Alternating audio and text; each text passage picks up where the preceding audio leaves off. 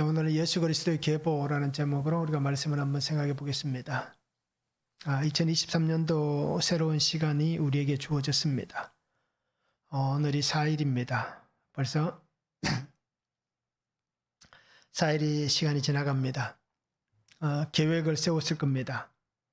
작심 사흘이란 시간이 지났고 오늘이 4일이 됩니다. 그래서 우리는 계획을 세우지만 3일만 지나면 계획이 또 흐트러지는 그런 참 어떻게 보면 안타까운 그런 시간들을 보냅니다. 그래서 어떤 분은 그렇게 얘기하더라고요. 작심 3일이니까 계획을 3일마다 세우라라고 얘기하더라고요. 그래서 3일 동안 계획을 세우고 또 3일 동안 계획을 세워서 그렇게 쭉 끊임없이 꾸준히 하면 결국 365일 동안 우리가 계획이 변하지 않고 작심 3일이 아닌 365일 동안 꾸준히 계획을 지킬 수 있다라고 그렇게 얘기를 하더라고요. 그래서 우리 성도님들도 계획을 세우고 또 믿음으로 하나님 앞에 서기 위해서 한 해를 기도하시면서 그렇게 잘 보낼 수 있으면 좋겠습니다. 하나님께서 우리에게 시간을 주셨습니다. 그런데 이 시간이 어떻습니까? 하나님께서 나를 통해서 하나님은 역사하기를 원하십니다. 나를 통해서 하나님 말씀하시기를 원하시고 나를 통해서 주의 일들을 이루어가기를 원하십니다. 그래서 나로 인하여 역사하실 하나님을 바라보시면서 하나님의 일들이 나에게서 보여지는 그러한 삶을 우리가 살아갔으면 좋겠습니다. 하나님 앞에서나 또는 세상 앞에서 우리가 그리스도인이라는 성도라는 그 이름이 부끄럽지 않도록 그렇게 믿음으로 살아갔으면 좋겠습니다. 분명한 것은 하나님이 나를 통해서 역사하시지만 내가 아닙니다. 내가 그 모든 것을 주관하고 내가 그것을 원하는 것이 아닙니다. 나를 통하여 역사하시지만 모든 것은 하나님의 것입니다. 하나님의 시간이고 하나님의 뜻이고 하나님의 계획들입니다. 그러기에 우리는 나를 통하여 역사하시는 그 하나님을 기대하시고 바라보시면서 하나님 앞에 나의 시간과 삶을 우리가 온전하게 드릴 수 있는 그런 성도가 되면 참 좋겠습니다. 그래서 우리의 삶이 하나님과 함께 영원히 함께 살아갈 수 있는 삶이 되면 좋겠습니다. 그래서 나 혼자가 아니다라는 것을 잘 기억하시기 바랍니다. 때로는 사람들이 그렇게 말할 때가 많잖아요. 나 혼자밖에 없습니다. 나 혼자인 줄 알았습니다. 라고 얘기합니다. 심지어는 성경에도 나와 있잖아요. 엘리야가 뭐라고 얘기합니까? 하나님, 이세벨 때문에 아합 때문에 다 죽고 나 혼자만 살아남았습니다. 라고 얘기하잖아요. 근데 하나님은 뭐라고 얘기합니까? 굴복하지 않은 자 7,000명이 있다라고 말씀하잖아요. 그러기에 오늘 우리가 하나님 앞에서 나 혼자입니다 라는 이 생각으로 살지 말고 하나님이 나와 함께 하시니까 하나님의 놀라운 은혜 안에서 하나님의 사람들 돕는 이들이 있다라는 것을 잘 기억하시기 바랍니다.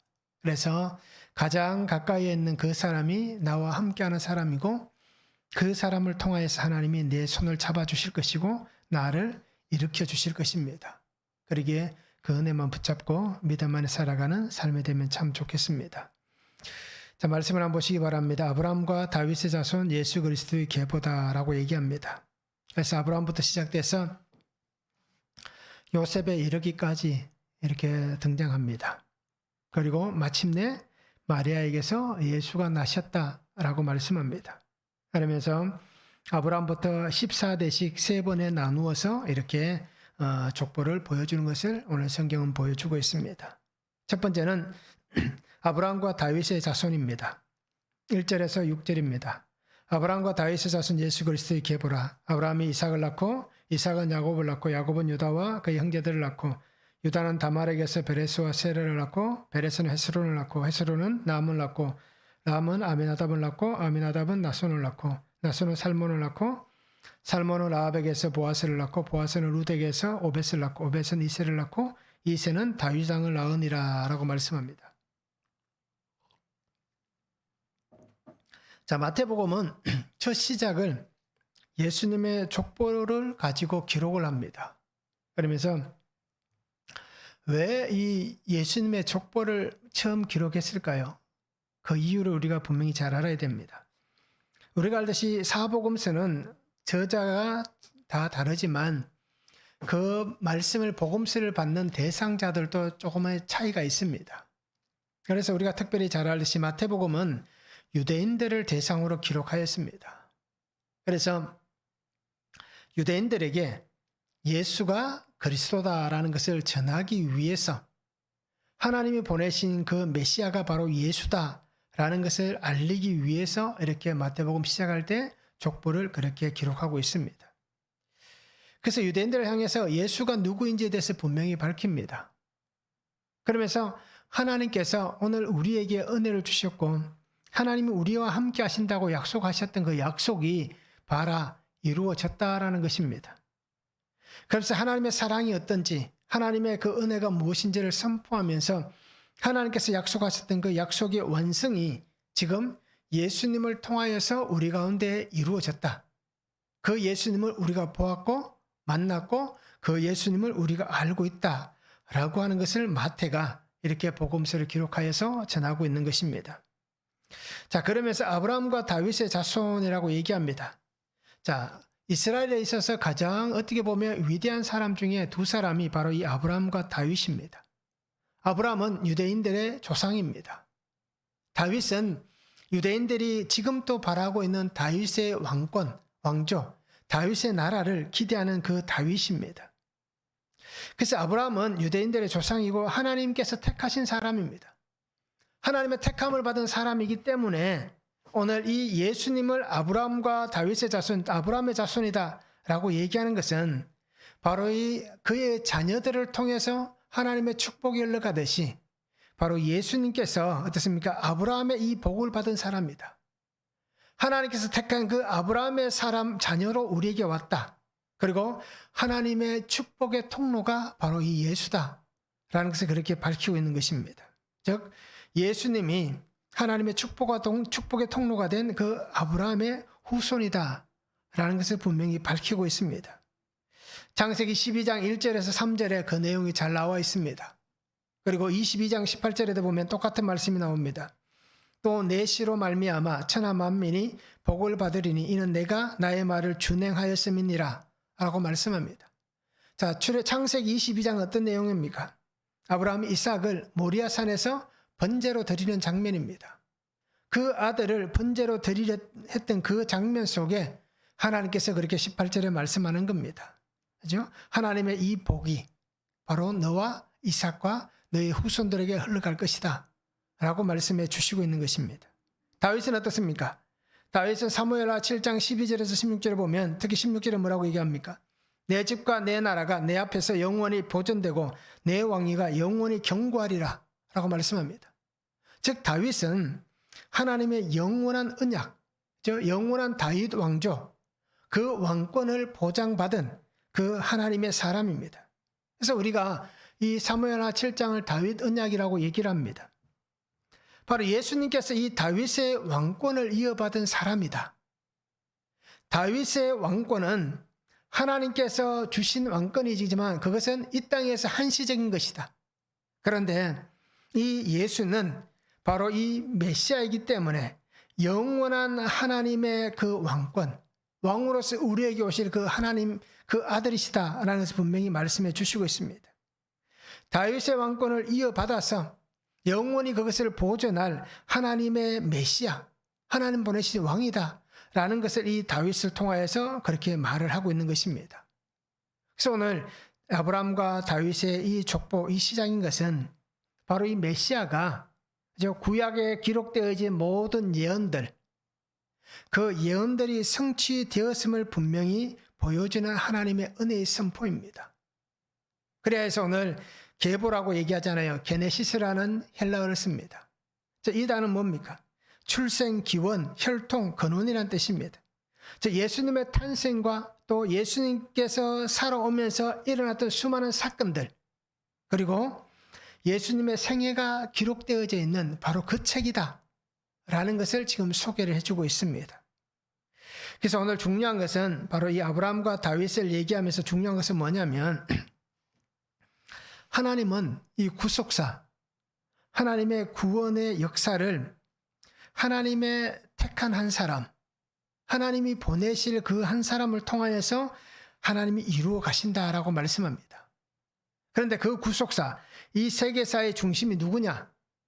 이스라엘 백성 유대인들이 생각하고 있는 다윗이 아니라, 그죠? 하나님께서는 이 다윗 왕국을 통하여서 보여주신 메시아 왕국, 그죠? 하나님의 왕국이 이렇게 올 것이다, 도래할 것이다라는 것을 미리 보여준 이 다윗 왕국의 예표이신 그 하나님 예수 그리스도를 통하여서 오늘 우리에게 바로 하나님의 이 구속사의 역사가 이루어질 것이다 라는 것을 말씀해 주시고 있는 것입니다. 그래서 하나님께서 약속하신 그 약속의 때에 하나님께서 이루어 가시는 구속의 은혜입니다. 하나님께서 원하신 시간, 하나님의 때에 하나님은 메시아를 보내시는 겁니다. 하나님의 약속은 그 구속의 은혜 안에 이루어지는 겁니다. 그래서 그 예언과 약속의 구세주신 예수 그리스도가 그 약속의 성취 안에서 이 땅에 오게 된 것입니다. 그것을 바로 이 마태가 1장 1절에서 이렇게 기록을 하고 있는 것입니다. 예수님께서 오셨기 때문에 우리가 생명을 얻을 수 있는 것이다. 예수님께서 오셨기 때문에 우리가 영원한 하나님의 그 복 가운데 들어갈 수 있는 복을 받게 된 것이다. 예수님께서 오셨기 때문에 우리가 영원하신 하나님의 생명 가운데 들어가는 그 은혜를 얻게 되었다라는 것을 바로 이 마태가 기록을 하고 있는 것입니다. 그리고 우리도 아브라함과 다윗의 자손 예수 그리스도의 계보를 바라보면서 우리가 신실하신 주의 은혜를 볼 수 있기를 원합니다. 그래서 하나님께서 오늘 분명히 보여주잖아요. 누가 누구를 낳고 누가 누구를 낳고라고 끊임없이 그렇게 반복되어지는 것 같은 모습을 보여줍니다. 즉 이것은 하나님의 그 준비하시고 예비하신 시간이 흘러가야 되는 것을 얘기합니다. 시간이 차야만 때가 이룰 수 있는 것입니다. 그리고 우리 성도님들도 하나님 안에서 우리에게 주어진 삶의 시간들을 잘 보내시기 바랍니다. 말씀 안에서 기도하며 보내면 하나님께서 그 시간의 때, 하나님의 시간의 때에 마침내 그 은혜들을 분명히 이루어 주실 것입니다. 한번 적용해 보시기 바랍니다. 나는 예수님이 구원자, 나를 구원하실 주님으로 인정이 되고 믿어지십니까? 어떻습니까? 주님께서 믿어지십니까? 구원의 주님이라고 인정이 되십니까? 한번 적용해 보시기 바랍니다. 유대인들은 어떻습니까? 그 예수를 인정하지 않았잖아요. 소수의 사람들은 인정했지만 대다수의 유대인들은 인정하지 않았습니다. 자, 그래서 우리가 생각하면 저들이 성경을 몰랐다라고 얘기할 수는 없잖아요. 우리보다 말씀을 더 많이 알았던 사람들입니다. 그럼에도 그들은 구원자이신 주님을 인정하지도 나를 구원하실 주님으로 믿지도 않았습니다. 그리고 오늘 우리도 한번 적용해 보시면 참 좋겠습니다.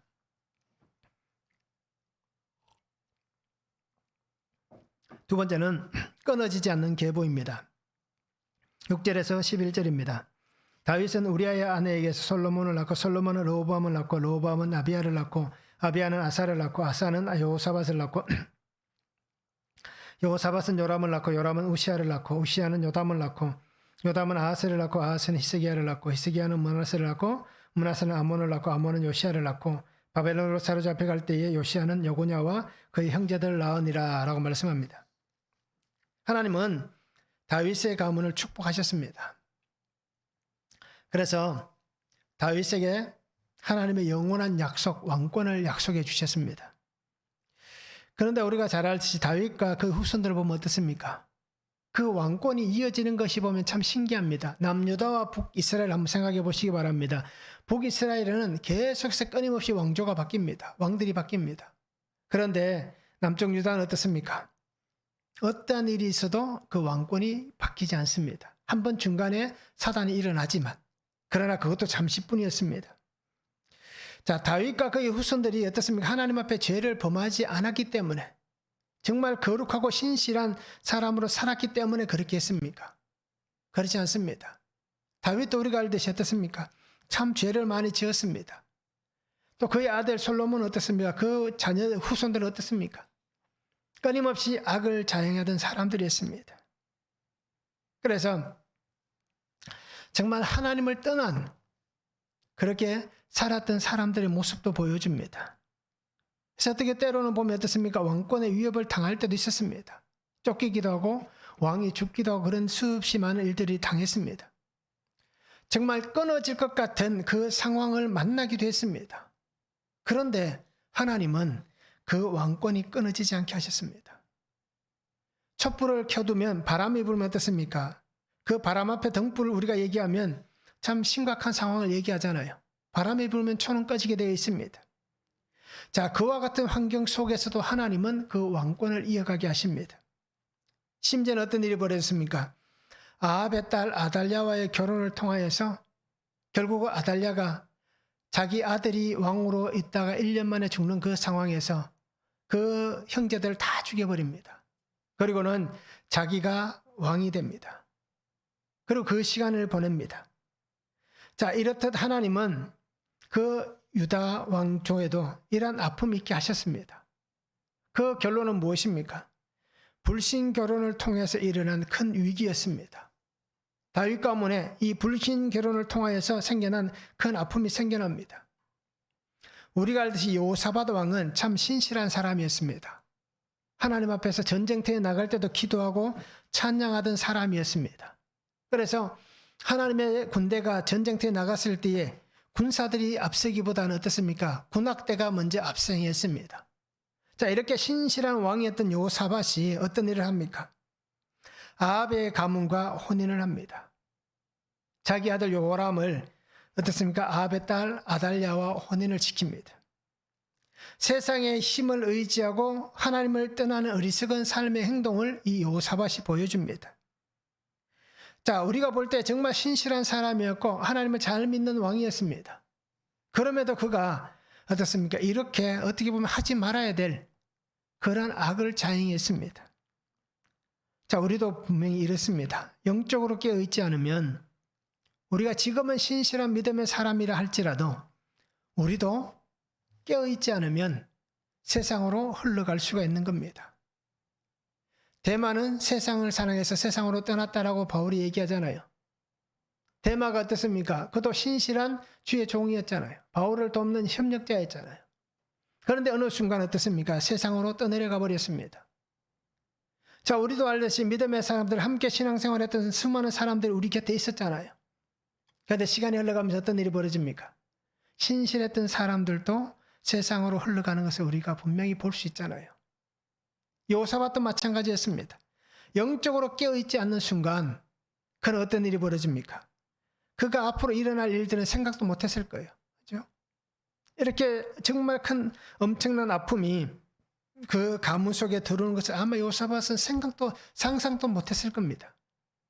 하나님은 이 다윗의 왕권 계보가 끊어지지 않도록 존속하게 해주십니다. 왜 그럴까요? 이 아달랴 때문에 정말 이제 왕권이 딱 끊어지는 것 같았습니다. 그런데 왜 하나님은 그것을 끊지 않고 존속을 시켜주셨을까요? 역대하 21장 7절에 보면 잘 나와 있습니다. 이것이 바로 이 아달랴 시대에 일어났던 사건 때 기록입니다. 여호와께서 다윗의 집을 멸하기를 절개하지 아니하셨음은 이전에 다윗과 더불어 언약을 세우시고 또 다윗과 그의 자손에게 항상 등불을 주겠다고 말씀하셨음이더라 라고 얘기합니다. 하나님께서 다윗에게 하셨던 그 약속 때문에 하나님은 다윗 가문을 멸망시키는 것을 즐겁지 않게 생각하셨다는 겁니다. 그래서 순간 아달랴 때문에 위기가 찾아왔지만 항상 등불을 주겠다고 하셨던 그 약속대로 하나님은 그 불이 꺼지지 않게 하셨습니다. 왜 그럴까요? 다윗의 가문에서 그리스도가 오셔야 되기 때문입니다.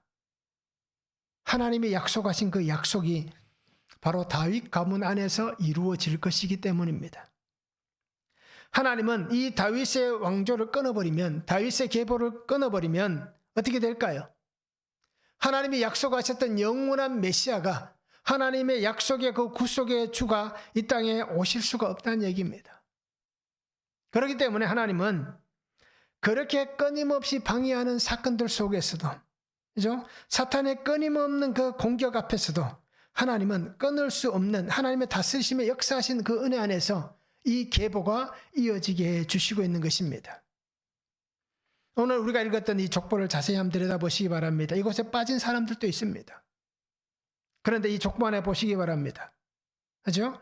계보가 끊어질 듯 하다가 이어지는 장면이 몇 군데 등장합니다. 그리고 오늘 우리가 하나님께서 약속하신 그 은혜를 입은 하나님의 사람으로 살아가는 삶은 바로 이 영원한 약속의 은혜로 살아가는 겁니다. 오늘 우리에게도 하나님은 약속을 해주셨잖아요. 천대까지 내가 은혜 베풀겠다라고 약속해 주셨잖아요. 그리고 오늘 성도님들도 이 천대까지 베풀겠다 약속하신 이 약속의 은혜 안에 살아갈 수 있기를 원합니다. 그래서 우리 가정이 정말 믿음 안에서 영적 후사가 세워지도록 하나님께서 약속하신 이 은혜가 천대까지 흘러가도록 그렇게 기도하시기 바랍니다. 그래서 하나님 앞에 이렇게 부르짖으시기 바랍니다. 다윗에게 하셨던 이 약속같이 오늘 우리에게도 이 약속을 주셨기에 하나님, 이 약속이 하나님 안에서 끊어지지 않도록 하나님의 이 영원한 등불이 우리 가정 가운데 있을 수 있도록 하나님 은혜 달라고 그렇게 기도하시기 바랍니다. 그래서 이 놀라운 축복하신 은혜 안에서 우리가 믿음 안에 아름답게 살아갈 수 있는 성도가 되면 참 좋겠습니다. 말씀을 한번 적용해 보시기 바랍니다. 여호사밧 왕을 한번 잘 보시기 바랍니다. 내가 의지하고 있는 것은 무엇입니까? 내가 의지하는 것은 세상입니까? 세상의 힘입니까? 아니면 하나님, 나의 구속의 주님이십니까? 내가 믿음을 의지하고 있는지 세상의 힘을 의지하고 있는지 우리가 한번 적용해 보시기 바랍니다. 여호사밧도 우리가 알듯이 믿음의 사람이었습니다. 그런데 그가 결정적인 정말 큰 실수를 했잖아요. 그리고 오늘 우리도 마찬가지입니다. 내가 의지하고 있는 것이 무엇인가? 세상의 힘인가? 아니면 믿음인 예수 그리스도이신가? 우리가 적용해 보시면 참 좋겠습니다. 세 번째는 은혜로 세워져 가는 계보입니다. 오늘 성경 말씀 전체를 한번 잘 보시기 바랍니다. 말씀드렸듯이 이 계보에는 들어갈 수 없는 이름들이 등장합니다. 그 이름이 어떤 이름입니까? 장자가 아닌데 야곱이 들어갔습니다. 로벤이 장자잖아요. 그런데 유다는 몇 번째입니까? 네 번째 아들입니다.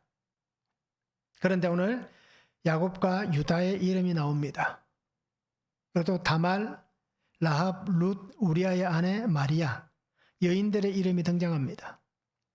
이들을 우리가 자세히 한번 보시기 바랍니다. 그들이 어떤 사람들입니까? 다말은 유다의 며느리였습니다. 오늘 성경은 뭐라고 얘기합니까? 유다는 다말에게서라고 얘기를 합니다. 라합은 어떤 여인입니까? 여리고성에 있던 기생이었습니다. 룻은 누구입니까? 모압 여인이잖아. 이방 여인이었습니다. 바세바는 누구입니까? 오늘 성경인 우리아의 아내라고 얘기하잖아요. 이 바세바는 어떻습니까? 가늠한 여인이었습니다. 그리고 마리아는 처녀였습니다. 자, 또 성경에 나와 있는 오늘 말씀을 잘 보시면 이렇게 들어갈 수 없는 이름이 나왔지만 또 한 사람이 등장합니다. 역대 유다 왕 중에 가장 악한 왕이었던 므낫세 이름이 등장합니다. 정말 악한 왕이었잖아요.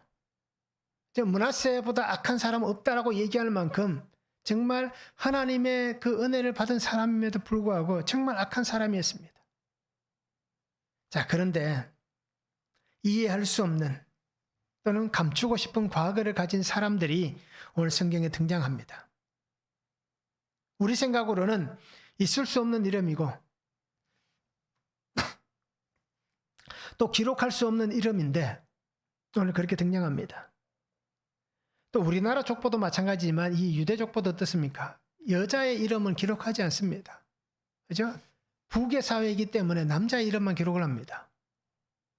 자, 그런데 신기한 것은 또 어떤 게 신기합니까? 유대인들은 유대인이라고 인정할 때 보면 양쪽 부모가 다 유대인일 때 유대인이라고 인정하지만 또 이렇게 족보에는 부계를 기록하면서 또 유대인이라고 얘기할 때 아버지가 유대인이고 어머니가 이방인이면 그 사람은 유대인이라고 하지 않습니다.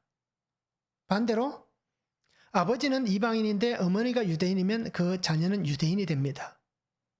참 어떻게 보면 참 신기하잖아요. 부계 사회에 또 어머니의 역할, 교육에 대한 신앙 교육에 대한 그 중요성이 어머니에게 있기 때문에 또 그런 계보가 흘러갑니다. 자, 그래서 이해할 수 없고 또는 감추고 싶은 그 과거를 가진 사람들이 오늘 등장합니다. 자, 하나님은 구속의 은혜와 역사를 어떻습니까? 지적이나 공로를 통하여서 주어지는 것이 아니다라는 것을 보여줍니다. 내가 어떤 특별한 공로를 세웠기 때문에 내가 어떤 특별한 위치에 있기 때문에 내가 어떤 특별한 자격이 있기 때문에 내가 구속의 은혜라 그 역사하신 은혜를 받는 것이 아니라 오직 은혜, 하나님의 은혜만으로 그것을 받을 수 있다라는 것을 말씀해 주시고 있습니다. 그래서 오늘 족보에 등장하는 이 여인들 또 어떻습니까? 야곱이나 유다라든지 므낫세라든지 이런 사람들 어떻습니까? 따지고 보면 하나님의 은혜가 아니면 그곳에 기록될 수 없는 사람들이잖아요.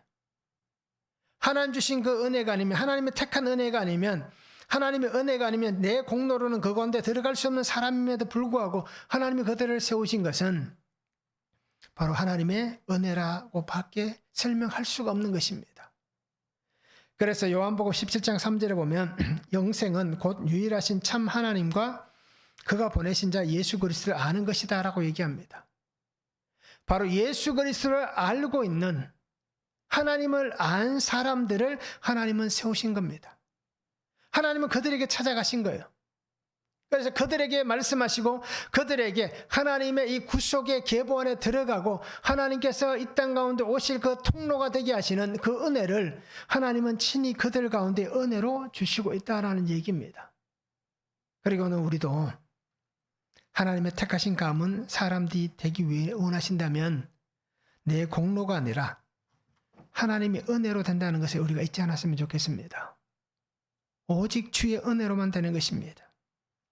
바울이 잘 고백했잖아요. 고린도전서 15장 10절에 내가 나야 된 것은 하나님의 은혜로 된 것이다 라고 얘기합니다. 내게 주신 그 은혜가 헛되지 아니하였다라고 얘기합니다. 그래서 내가 한 것이 아니고 오직 하나님이 나와 함께 하신 하나님의 은혜다 라고 바울은 고백합니다. 모든 것이 주의 은혜임을 바울은 분명히 고백하고 있습니다. 오늘 바로 이 족보도 마찬가지입니다. 하나님의 은혜로 세워지고 있습니다. 어떻게 보면 하나님이 약속하신 그 모든 약속들이 이렇게 압축해서 들어있잖아요. 그래서 이 마태복음 1장 17절까지 말씀이 구약 성경의 압축본이라고 얘기합니다. 하나님께서 구약 말씀을 통해서 주셨던 그 놀라운 은혜가 바로 이 17절 안에 모든 것이 다 포함되어 있다는 겁니다. 여러분, 우리 성도님들도 하나님의 약속의 말씀, 하나님의 은혜의 계보를 만들어 가시기 바랍니다. 주의 말씀이 역사하시는 복된 그 가게를 세워 가시기 바랍니다. 그래서 정말 이 땅에 살아가면서 은혜로 세워주셨습니다. 우리 가정이, 내가, 우리 자녀들이, 우리 형제들이 주의 은혜로 이렇게 세워져 왔습니다. 이 아름다운 고백이 오늘 저와 우리 성도님들의 고백이 되었으면 참 좋겠습니다. 한번 적용해 보시기 바랍니다. 가정을 하나님의 은혜로 세워가고 있습니까? 어떻습니까? 하나님의 은혜로 우리 가정을 세워가고 있는지 적용해 보시기 바랍니다. 하나님의 구속의 은혜 안에서 한 사람이 세워져 가고 있습니까? 우리 가정 안에 하나님의 구속의 은혜 안에서 한 사람이 세워져 가고 있습니까? 만약에 세워지지 않고 있다면, 세워야 될 사람이 있다면 어떻게 세워가시겠습니까? 어떻게 그 사람을 주님의 사람으로 세워가시겠습니까? 한번 적용해 보시길 바랍니다. 내가 어떻게 섬길 것인지, 어떻게 손과 발이 가는 섬김으로 그를 세워갈 것인지 우리가 적용해 보면 참 좋겠습니다. 네 번째는 예수 그리스도께서 나셨습니다. 12절에서 17절입니다. 바벨론으로 사로잡혀간 후에 여고냐는 스알디엘을 낳고 스알디엘은 스룹바벨을 낳고 스룹바벨은 아비웃을 낳고 아비웃은 엘리야김을 낳고 엘리야김은 아소르를 낳고 아소르는 사독을 낳고 사독은 아킴을 낳고 아킴은 엘리웃을 낳고 엘리웃은 엘라사를 낳고 엘라사는 mat단을 낳고 mat단은 야곱을 낳고 야곱은 마리아의 남편 요셉을 낳았으니 마리아에게서 그리스도라 칭한 예수가 나시니라. 그런즉 모든 대수가 아브라함부터 다윗까지 연례되어 다윗부터 바벨론으로 사로잡혀 갈 때까지 연례되어 바벨론으로 사로잡혀 간 후부터 그리스도까지 연례되더라 라고 말씀합니다.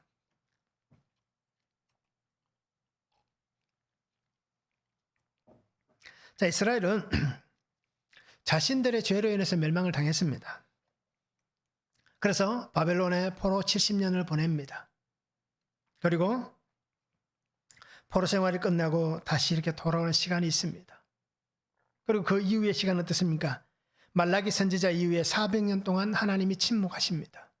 꿈으로도 어떤 예언으로도 어떤 모습으로도 하나님은 그 백성들에게 말씀하지 않습니다. 그래서 이 400년의 시간 중간기 시대를 이스라엘 백성들은 암흑의 시간이다라고 얘기를 합니다. 하나님께서는 그 암흑의 시간, 그 백성은 그 시간이 암흑이라고 느꼈지만 하나님은 어떻습니까? 그 시간도 포기하지 않고 있습니다. 그 시간 안에도 하나님은 약속을 이루기 위해서 그 시간들을 계속해서 운행하십니다. 그리고 마침내 어떻습니까? 그 하나님의 약속 안에서 구속의 역사가 일어납니다. 하나님은 그 아픔의 시간, 암흑의 시간에도 여전히 함께 하셨고 하나님의 일들을 끊임없이 진행하고 계셨습니다. 그래서 오늘 성경을 잘 보시기 바랍니다. 어떻게 보면 바벨론 포로 이후에는 그저 오늘 족보에 나오는 사람들이 왕족이지만 어떻습니까? 왕족으로서의 삶을 살았겠습니까? 나라가 빼앗길 거 없잖아요.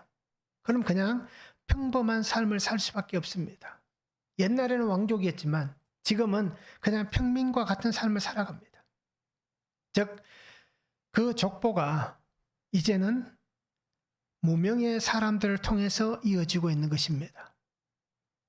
바벨론 포로기 이후에 예수님 오실 때까지 등장한 이 사람들은 그냥 무명의 사람들입니다. 이름은 있지만 우리에게 알려지지 않는 특출남이 없는 사람들이었습니다. 그런데 하나님은 그 어떻습니까? 평범한 족보 안에서 약속하신 메시아 예수 그리스도께서 태어나게 해 주셨습니다. 마침내 예수님께서 마리아를 통하여 이 땅에 태어나게 된 것입니다. 자, 약속의 은혜가 이루어지는 것은 어떻습니까? 하나님은 때로는 왕으로서의 삶을 살아가는 사람 속에도 역사하셨고 때로는 이렇게 어떻습니까? 평범한 평민으로서 묵묵히 주어진 삶의 자리를 지키며 말씀으로 그냥 하나님 허락하신 삶을 살아가는 그 사람들 속에도 하나님은 역사해 주시는 겁니다.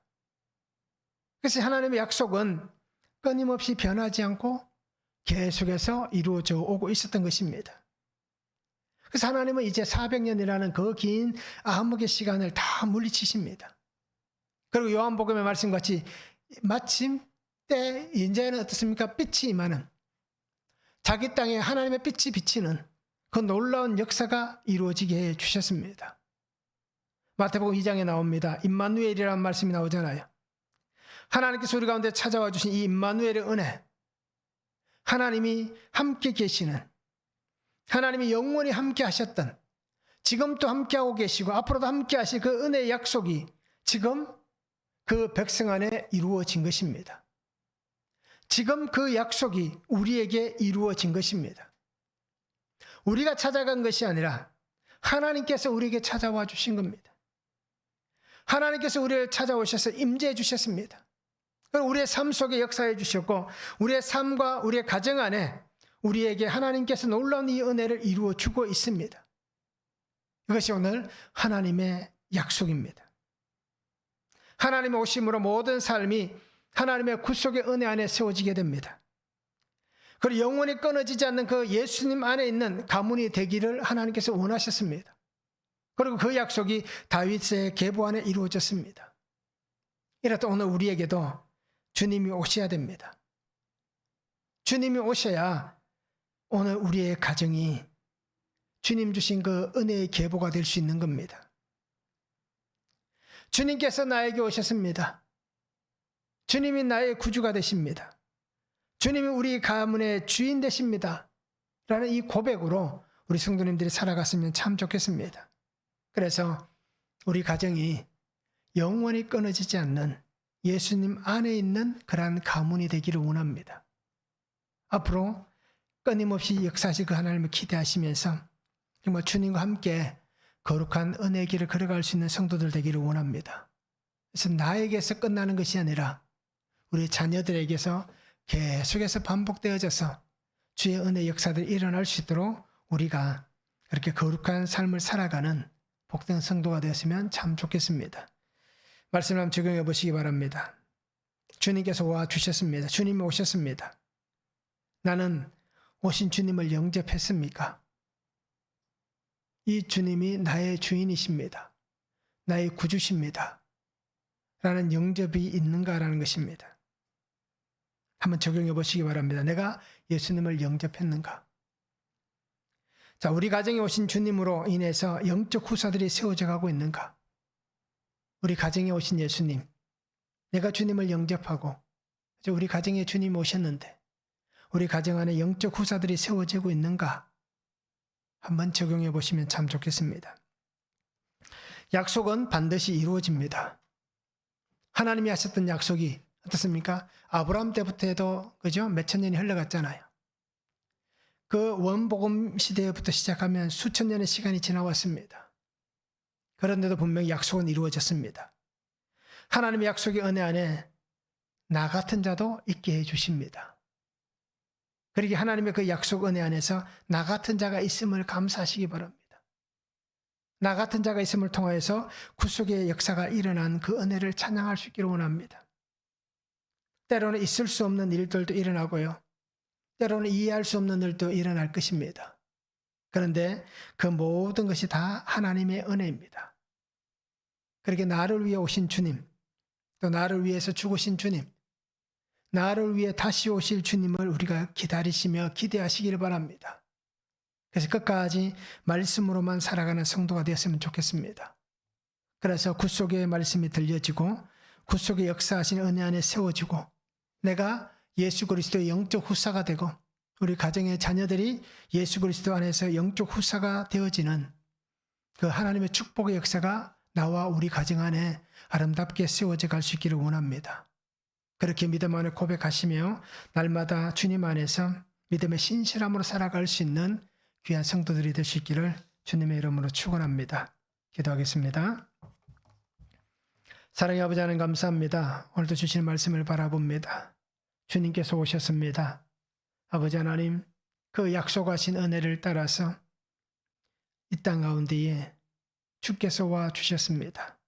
내 사랑하는 주님이 나를 살리기 위해서 나를 살려서 하나님의 자녀로 삼으시고 영원한 하나님의 백성 세워주시고 영원한 천국의 약속을 위해서 나를 위해 와 주셨습니다.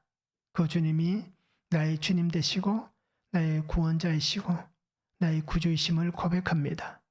나 때문에 십자가에 죽으셨던 주님을 고백합니다. 이제 주님께서 나뿐 아니라 우리의 가정을 위하여서 또 우리 교회 공동체를 위하여서 와 주셨습니다. 우리의 가정, 특별히 자녀들이 믿음 안에 영적 후사로 세워져가는 은혜를 부어 주시옵소서. 예수님께서 와 주셨기에 저들이 살아나게 하시고 부모의 신앙 고백이 아니라 자기의 고백으로 하나님 앞에 있게 하시고 하나님이 그를 만나시고 그 속에 역사하여 주셔서 그 속에 주님으로 인하여서 저들이 영적 후사로 세워져서 영원하신 하나님과 함께 믿음의 신실함으로 살아가는 자녀들 되게 하여 주시고 특별히 그 은혜 안에서 천대까지 약속되어진 은혜가 아름답게 세워져 갈 수 있도록 주님 축복하여 주시옵소서. 감사를 드리며 예수 그리스도 이름으로 기도하옵나이다. 아멘.